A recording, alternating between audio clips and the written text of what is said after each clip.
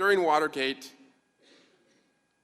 the famous phrase from Senator Howard Baker was asked, "What did the president know and when did he know it?" There's a reason that no one here has repeated those questions during these hearings. We know what the president did, and we know when he knew it. Mr. Goldman, who sent Rudy Giuliani to Ukraine to smear Joe Biden? President Trump. Who fired the anti-corruption ambassador in Ukraine, Marie Yovanovitch? President Trump. Who told Ambassador Sondland and Ambassador Volker to work with Rudy Giuliani on Ukraine? President Trump. Who told Vice President Pence to not go to President Zelensky's inauguration? President Trump. Who ordered his own chief of staff, Mick Mulvaney, to withhold critical military assistance for Ukraine? President Trump. Who refused to meet with President Zelensky in the Oval Office? President Trump.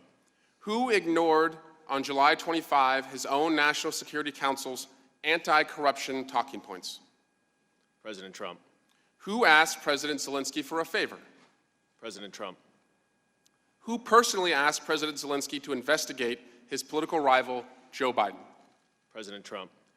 Who stood on the White House lawn and confirmed that he wanted Ukraine to investigate Vice President Biden?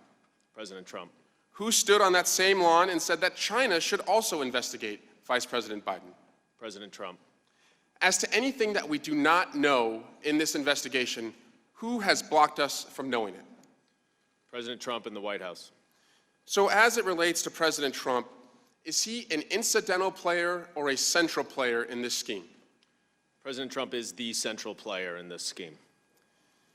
There's a reason that no one has said, what did the president know and when did he know it?